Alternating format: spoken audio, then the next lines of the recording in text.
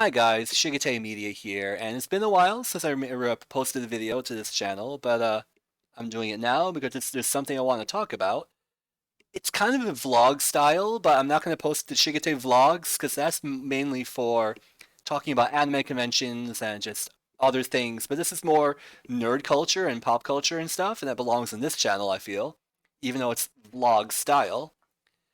And I'm going to be talking about an article on Vice, VICE, like Vice Principal, Vice.com, or their motherboard site, whatever, talking about something that's near and dear to my heart, which is anime conventions.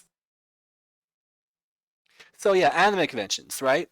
That's actually the OBS page, but over in this page, okay, that this article is trying to make people believe. First of all, let me give you a quick history on me and anime conventions. I've been going to let me go back here for a second. I've been going to anime conventions since May of 2009. I had just moved to Boston from New York City, and I discovered anime conventions. Well, okay, I knew what they were. Back in 2006, I could have gone from New York City area up to Chicago for a convention to meet up with online friends for the first time ever. But that never happened because money and money.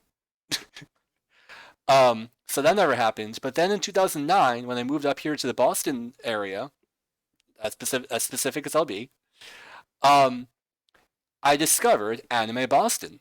And Anime Boston is a large con. I mean, it was my first con. It happened to be a large con. We had like 20,000 or so at that time, at that point.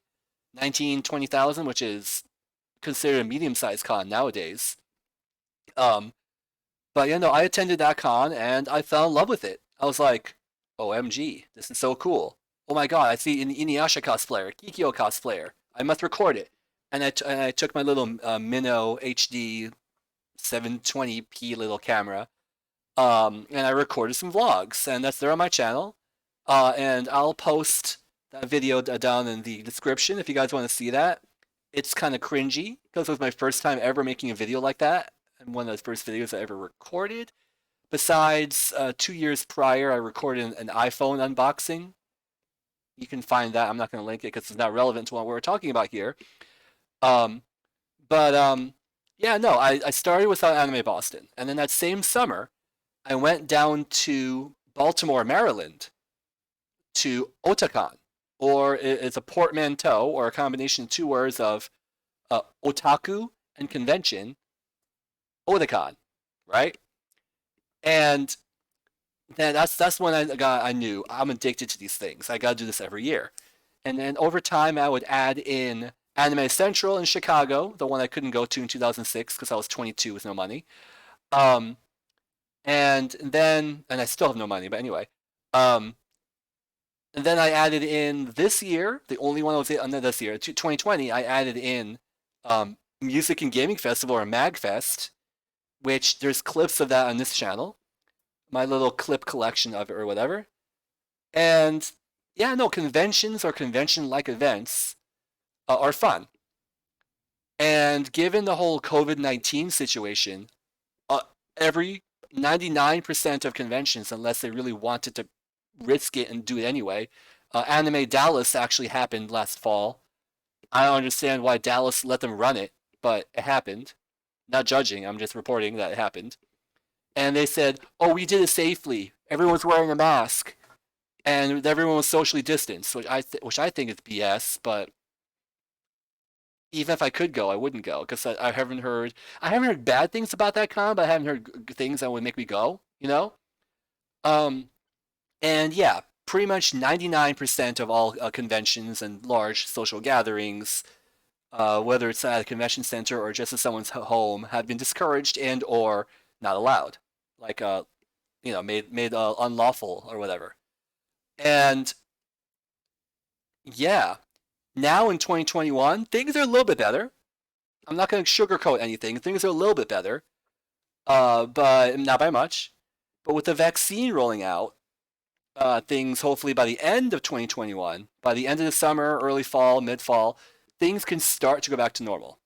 Now, I'm not taking anything for granted. I'm not saying, I'm not naive. Rather, I should say, I'm not naive to say, oh, when enough people get the vaccine, then you don't have to wear a mask anymore. Everything's cured, right? No, it's going to take at least another year before normalcy goes back into effect, or the new normal, as people would call it, right?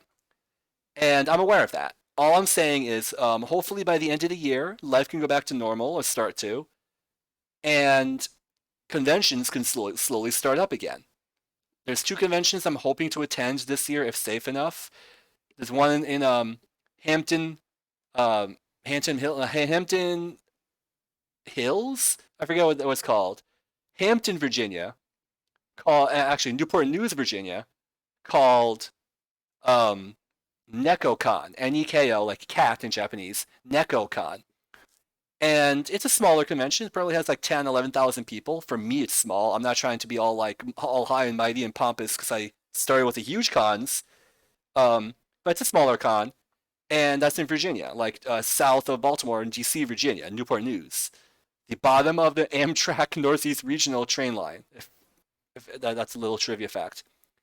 Um, and the other one is Anime NYC or Anime New York City in, you guessed it, New York City, my old stomping grounds. And if those two can run, then that'd be great. If not, I still want to be able to travel to see friends in New York City or and Long Island, where I said New York City, as well as go see some friends of mine in the Carolinas. So that's my whole thing on the whole. My hope for these future development of anti-COVID on this planet. I'm not going to make this video about COVID. That's not what this video is about directly. But there's a website called Vice.com, Vice, Vice.com, and their persona or their tech section. I don't know why they consider it tech, but their tech subcategory called motherboard. And momentarily, I'm going to switch over to a different scene here in OBS to where I have the article captured, and we're going to read it together. And I'm going to pick out some things. Some of them are nitpicky because it seems like it was just posted way too quickly without any Q&A. QA rather. Q&A is question and answer. Quality assurance and proofreading and stuff. That's one thing. I'm going to mention it, but it's whatever. But there's other things there that I'm going to point out that make no sense to me, and I'll give you my overall thoughts on it. And so let's do that. Let's go to that. Let's go to that capture. Okay, now, so look, just the title makes me cringe a little bit. It says anime conventions changed culture forever, which is true. It did. Let me put this over on this side so I can see what I'm doing. I love having a big screen. Okay. Anime conventions change culture forever. COVID could end them. Right there, right there with that, I'm calling BS because this article actually is talking about one convention in particular that's been running for over 25 years. It's the aforementioned Otakon that used to be in Baltimore, but they're now, or they until now, from 2017 to 2019, were in DC after they couldn't operate in Baltimore anymore because they grew so much. And Baltimore Convention Center is beautiful, but the DC Convention Center or the Walt E. Washington Convention Center (WWCC) is amazing. I was there from 2017 to 2019, and it's so cool there. I was really sad 2020 couldn't happen. I know why it couldn't happen, but I was still sad that it didn't happen. Um, and yeah, no, it's ridiculous that this article exists. But in my opinion, this is an opinion piece. I'm not on staff on Vice Motherboard, etc., or on Otakon staff, or on any convention staff. So that this point of view is mine and mine alone, not influenced by any convention staffing in the past or whatever. Okay, so it says uh, anime conventions change culture forever. COVID could end them. That's so clickbaity, and yes, I gave into the clickbait for this video. Um, but COVID could end them. That's like assuming that COVID-19 is going to completely annihilate all conventions no matter what. Like there's no chance for them to survive until survive on life support, if you may, until the ticket slash badge sales pick up again and things go back to normal, like everyone's hoping, or that that's projected to happen at the end of the summer. Okay, but this writer doesn't seem to understand what conventions really are in some ways. So here's a caption: cosplayers are seen during the Otakon 2009, the Otakon. Okay, whatever. 2019 at the Walter E. Washington Convention Center in Washington, D.C., United States, on July 27th, 2019. I was there. I'm not in this picture because I'm not a female, so I'm not in any of these cosplays. This dude here is not me, but I was there that weekend, right? And that's a cool picture. It's showing what a convention can be like. It's a nerd's heaven for anime, video games, uh, comics, manga, even American pop culture, like I don't know, Star Wars and Marvel and DC and MCU, DCU, etc. It's a nerd's haven. It's a convention similar to a Comic Con, but with a heavier emphasis um, on the anime side. But anyone's welcome. You can go dressed up as a doctor from Doctor Who, and everyone's going to welcome you with open arms. It's a really wonderful community, unless you come across a bad apple. But maybe I'll talk about that in a different video if their occasion arises. Anyway, so let's get into this ridiculous article. Some of it I'm not going to read out loud because you can see it on screen, and it's not worth reading out loud because it's just ridiculous to even mention it, even if it's true. But it says after more than 25. See what I did there? After more than 25, I know that's what it's meant to say, but there's one gripe. There's a little spelling mistake there, formatting mistake, grammar mistake.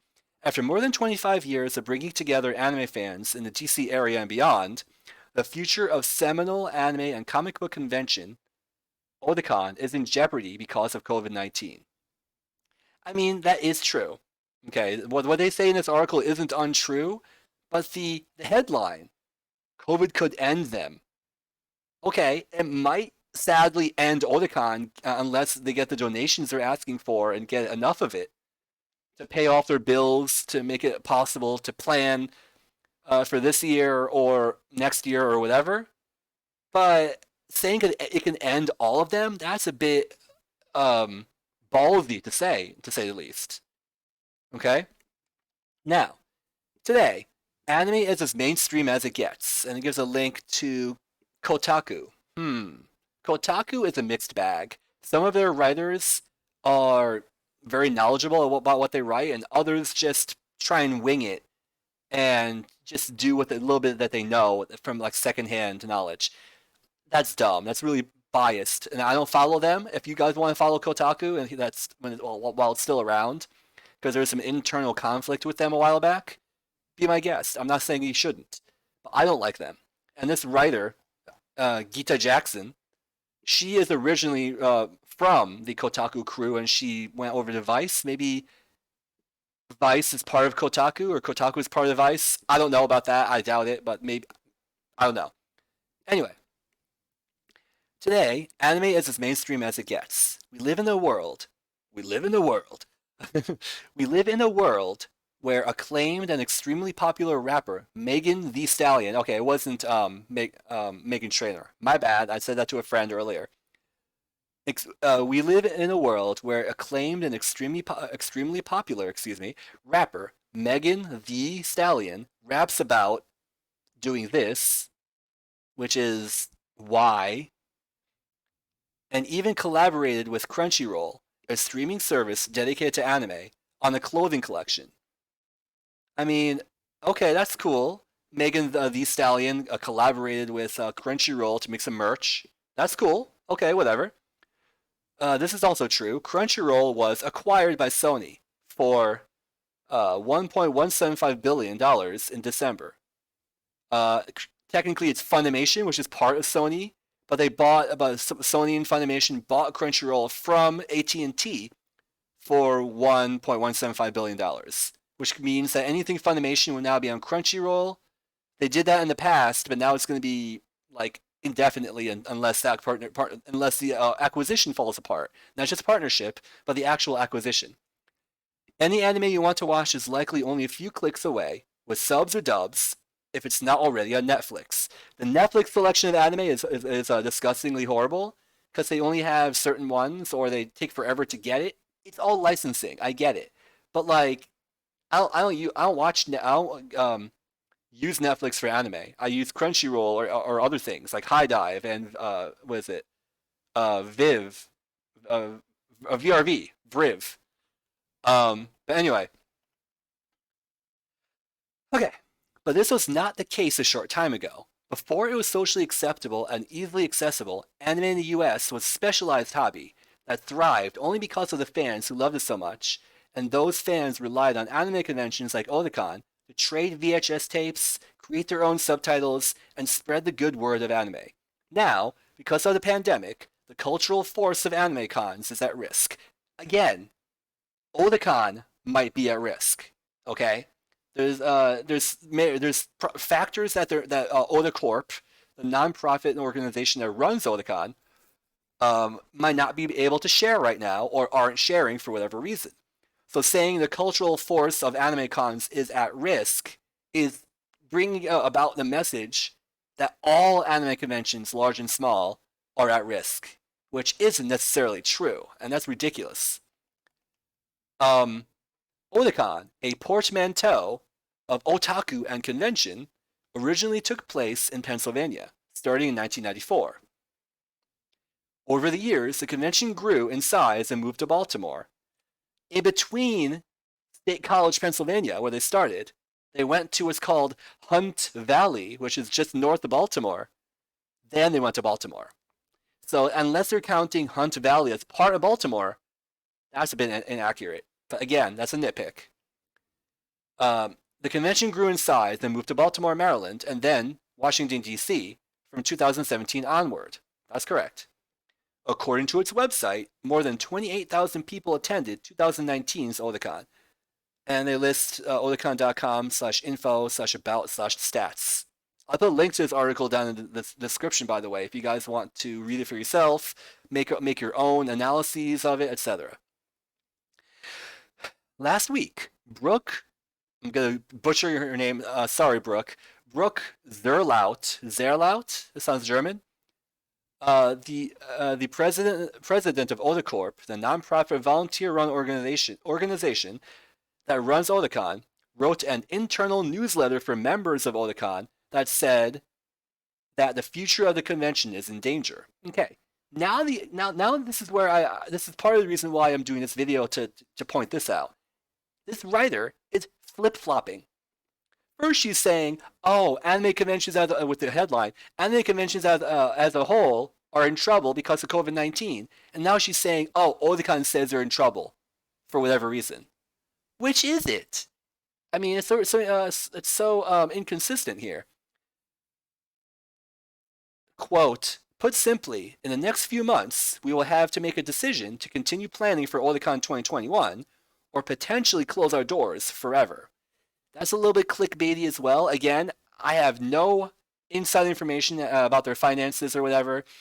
It has been released after the posting of this article, or maybe it was just the poster, the writer didn't feel like updating it to put this bit of information in. But apparently, they're trying to raise a minimum of $250,000 to pay for convention center fees. Even if the con isn't running, they still have to pay for it, which is something I can't understand. I'm not judging. Um, they have to pay for the convention center fees. They have to pay for the hotels. They got to pay for a lot of it. They're business, and when it's successful, they're a multi-million-dollar business, like nonprofit business. But apparently, with since there was no con in 2020, they ran out of money, which I don't understand. But hey, I'm just critiquing this article. Um, Potentially close our doors forever, Zerlaut said. Zerlaut said that not being able to have a convention in 2020 has left them without the funds they need to schedule for 2021.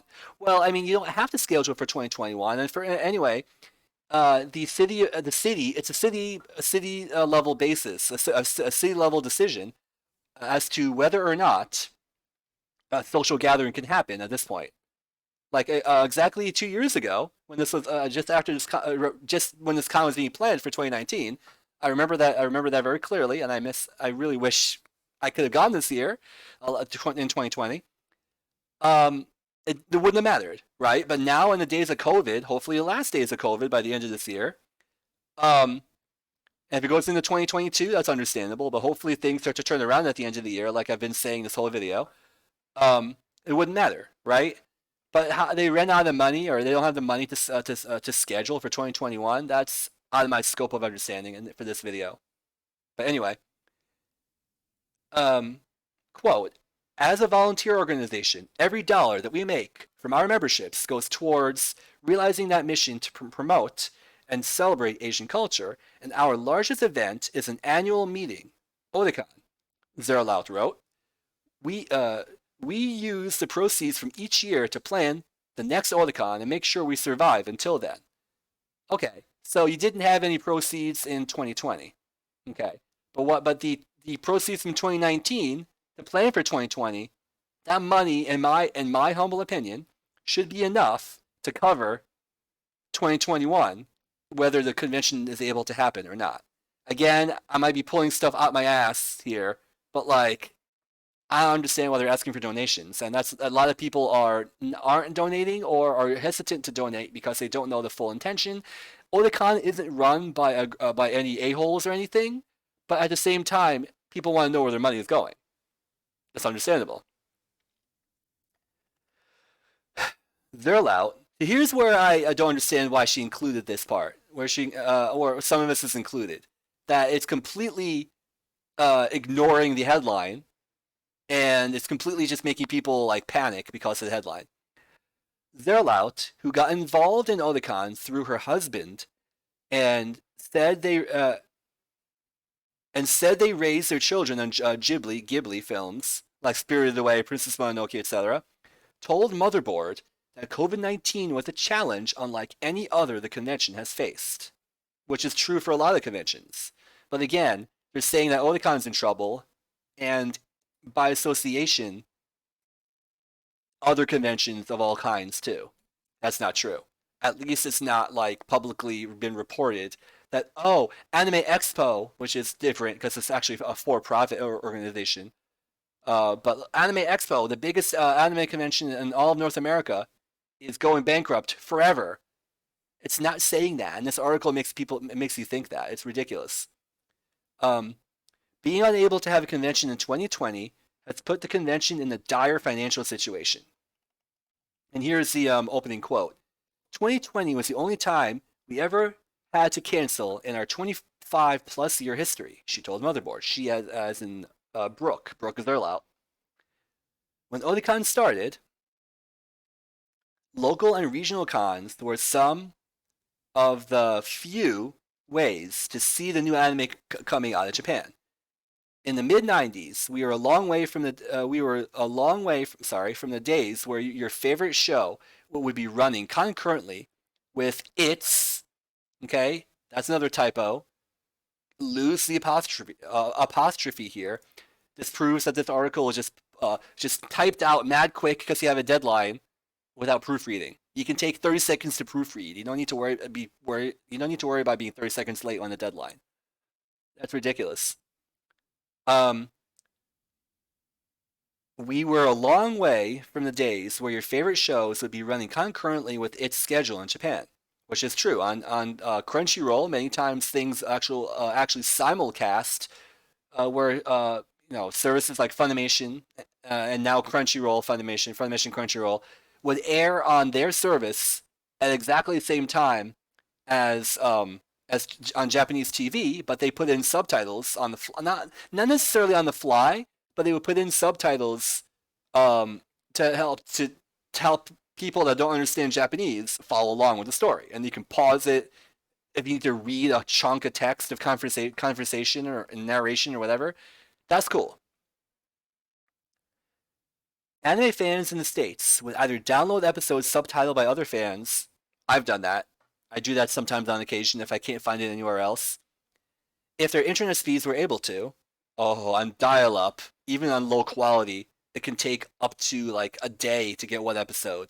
Good God. Or they would visit conventions like Otakon to pick up physical VHS copies of those episodes while they socialize with other anime lovers. That's why I love anime conventions, and that's why an online convention um, model that happened all year last year doesn't work with me. It's like watching a Twitch stream, but I can do that any day. I can only go to a convention maybe 3 or 4 times a year, which is a lot. But for example, I can only go to a convention every so often, whereas I can watch a Twitch stream any day I want. It makes no sense to me. But anyway, it's not mentioned here. That's just my little input. Okay, let's see how much more of this dumb article is there. More than the screen scroll. Okay. Quote: Otakon was one of many regional and was oh, okay. Otakon was one of the many regional and local U.S. cons that emerged in the 1990s after anime and sci-fi fandom split at the beginning of that decade. Before that, anime had generally been treated as a subset of science fiction. Yes and no. Science fiction anime does exist, but I mean, I was a kid in the 1990s, and I had no idea what anime was until early 2000s. I didn't get a full understanding of it until the early 2000s, but that's up in the air. Because science fiction is its own genre, like Star Trek, Star Wars, Battlestar Galactica, Stargate SG-1, etc. Those are all sci-fi American TV shows. But anime being a subgenre or a subset of science fiction, that's a bit of a stretch. At least it was. That's how I feel how they're describing it from back then. Um, Andrea Horbinski, I hope I said that right, a scholar with a doctorate in new media studies and history, told Motherboard, before the Web 2.0 era, uh, made it much easier to obtain fan subbed anime through torrenting and to interact with other fans online. Conventions were a key place for fans to buy anime merch. Learn Anime merch, learn about upcoming anime licensed by U.S. companies, and connect with each other for cosplay and other community activities, as well as watch and purchase licensed and pirated anime. Just because I admitted to torrenting anime, even now, doesn't mean I condone it. Do it at your own risk, be careful, and use a VPN when you can. Just a little PSA if you want to download anime instead of stream it. Again, not condoning it, but if you do, use a VPN. I grew up in South Jersey and had started watching anime in high school. For a while, there was one shop on South Street in Philadelphia that sold bootleg anime VHS tapes. But when it closed, Suncoast Video became essentially my only source of licensed anime. If there was an anime club in my area, I never heard about it. Horbinski added. Otakon, which I first attended in 2002. Wow, I started in 2009. She's been there since '02. That's impressive. Was also a source for books and merchandise from Japan that I couldn't get anywhere else, which is true. Conventions are amazing because you can get nowadays you can get most things like that on Amazon, but like back or in the earlier days, even in the mid 2000s, like 2009, 10, 11, uh, you would have to go to a convention or a specialized store if you're lucky enough to have one in your city or town to get like a figure, to get an art book, which I have behind me somewhere. But again, my mess. Again, ignore my mess. Bless this mess. Yeah, you can only get it at the convention's dealer's hall. It's called the dealer's room, dealer's hall, exhibition hall, exhibit hall, whatever they want, like, whatever particular convention calls it. And that's one of the coolest things and one of the thrills of being at a convention. It's like, hey, I got this figure. I mean, this is a bad example. This is just a whatchamacallit, a pop vinyl of Hatsune Miku, but I got this at an anime convention and it was only $50. That's a steal, right? That's the kind of thing that was a thrill. And let me put her back over here so she doesn't freaking fall. Thank you. Um, that was a thrill of going to a convention to get all these memorabilias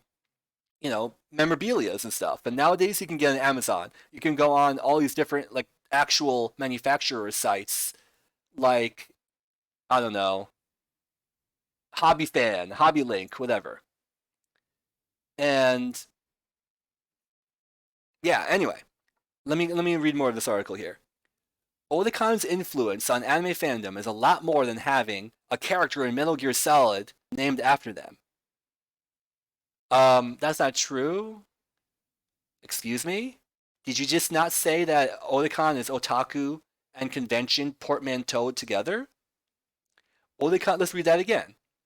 Otakon's influence on anime fandom is a lot more than having a character in Metal Gear Solid named after them.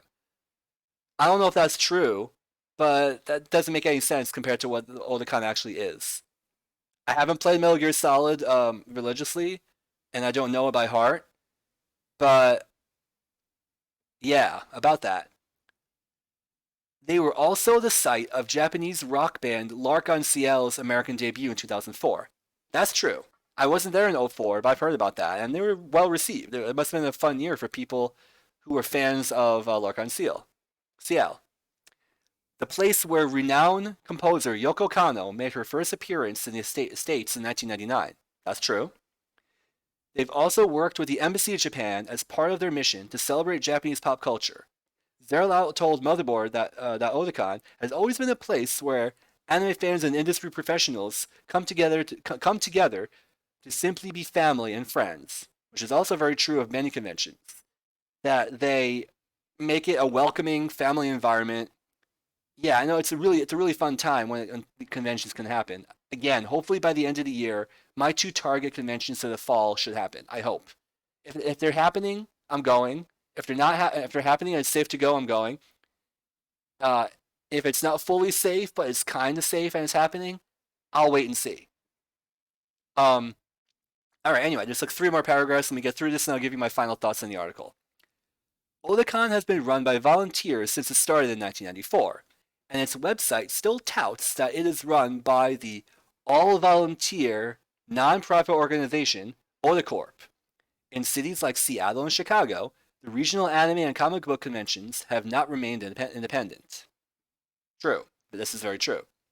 Chicago's C2E2 or was it Comic Entertainment Expo? And Entertainment Expo C2E2 was created by ReedPop. I'm not going to go into it much right here, but ReedPop is an evil organization. They don't know what they're doing. They only do it for the money, and I don't think there's any fans working for that corporation. I could be wrong, but I'm just saying the way they run their conventions is dog poop. Um, the parent company that also runs New York Comic Con, I hate NYCC. I'm sorry for any fans here that might like New York Comic Con, but they can bite me. Okay, they can totally bite me. The way they run their con is dumb, and at the same time, it's more laid out like a trade show. And I don't like trade shows because I'm not a trade show analyst or like anyone in the industry, like representing something at a trade show. So like, I understand it has its niche, it has its audience, but it's not for me. I went for a couple years, but I can't do it. It's way too expensive for what it offers. And Seattle's Emerald City Comic Con was acquired by them in 2015, which is unfortunate because until then it was run by fans, and that's when it was better. But then probably attendees saw it go downhill, or they don't care, or they don't realize it, or don't notice it, whatever. But anything that's corporate run has a chance to be run like crap. So, in general, anime conventions are struggling to schedule for 2021. That's true. But the one thing they don't mention here is that the vaccine is actually picking up speed of like 1 million people a day or something, according to you know, statistics and other things. And there's a hope, like I've been saying, by the end of the year, by like fall, that things will be better, and there will be at least a couple conventions able to run. And then into 2022, you know, conventions might have to rebuild in terms of popularity and safety and attendance.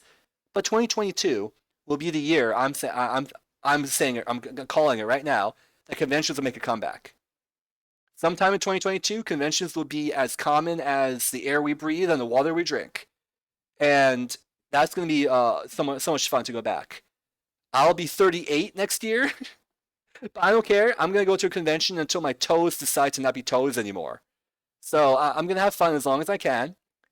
And if I happen to have kids between now and then, which probably won't happen, but if I have kids anytime soon, I'm going to raise them as otaku.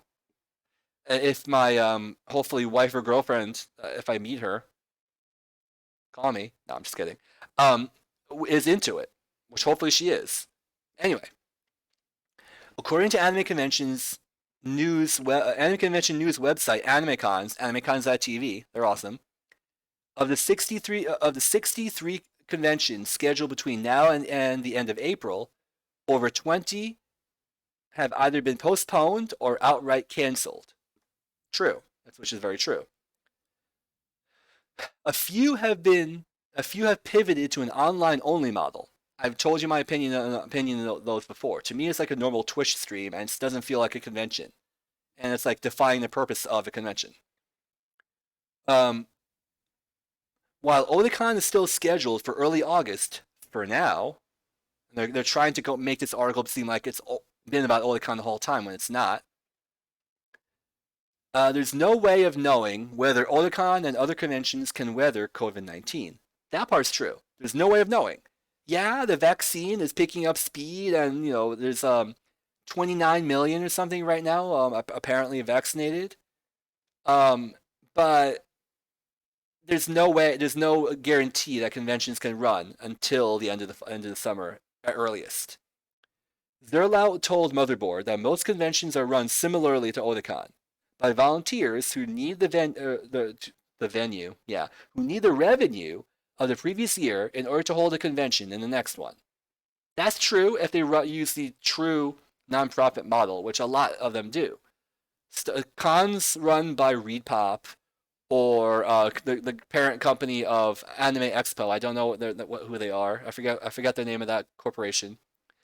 As well as the company that runs DragonCon in Atlanta that happens every September, or until now, every September.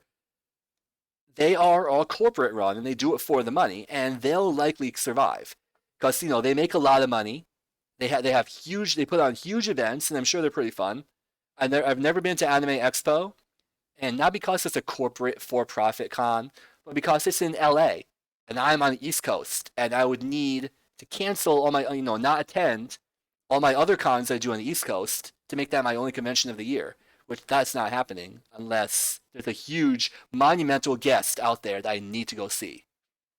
That isn't able to, that wasn't booked for any other convention, but that convention got them. That's the only time I would go to AX, or if I'm lucky and I can do AX in at least 2 of my other cons, which it won't be easy to do even when I'm working, because right now I'm on state help due to the pandemic, but okay, now the last paragraph, and I'll give my overall thoughts of how I feel about this article, and some funny little side articles in the side, like, what the heck are you doing, Vice? Regional and independent conventions will face similar challenges in that loss of revenue. What? Regional and independent conventions will face similar challenges and that loss of revenue may mean that they simply cannot continue. The potential for the loss of the safe spaces that conventions provide, of the inclusivity and that diversity, the educational experiences and the cultural expansion is devastating. Now that's true. Now I'm not gonna lie to you guys, right? If Otakon is actually axed forever, if they close their doors forever because they can't operate as they have been, or if it's not feasible for them to scale down, and they have to shut down, I'd be devastated. I really would. I understand, and it would suck. But I still would be sad, right? Um, but let's hope that doesn't happen. Zerlout said, not to put too fine a point on it, but I'm terribly afraid that many of them will simply cease to be. That's a bold statement coming from someone running a convention and commenting on other conventions, but here are my overall thoughts on this article. Let me switch over to this view here. Okay, so my overall views on this article.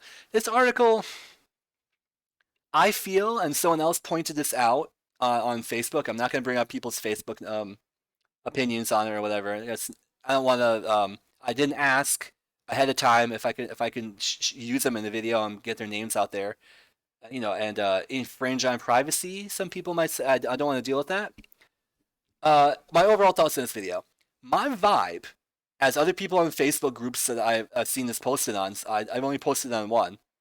Did I post it on one? No, no, I didn't post this. I didn't post that article anywhere. I'm not gonna spread this propaganda, in my opinion.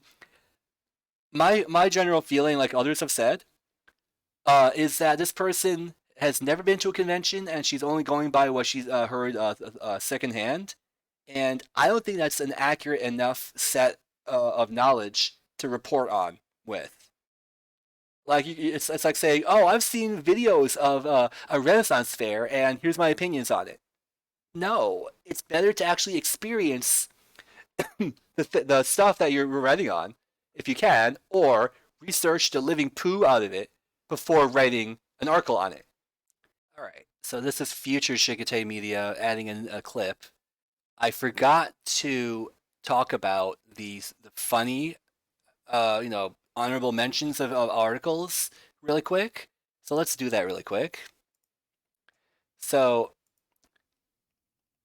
so The Sims finally catches up to 2021 by adding a sacred mood. I don't play The Sims, so I don't know how accurate Geeta Jackson, once again, is with that. But look at this, another thing taking a jab at anime. What Twitter's preference for Ted Cruz, who's a politician, with big anime boobs says about AI? I don't know what AI is. AI bias? I'm not going to go too much into this. I'm just curious what AI is. Artificial intelligence, maybe? I'm not sure. But yeah, I'm not going to go into this article now. That could be a totally different video. Maybe I'll pick out stuff out of Vice that seems outrageous to me. I don't know. Um, but that's just really ridiculous what they read about. They read about people putting big boobs on politicians. Like, what the hell? Why does that matter? What does that add to any culture or conversation? I don't get it. But yeah, that's just what something. Oh yeah, also Japanese hentai.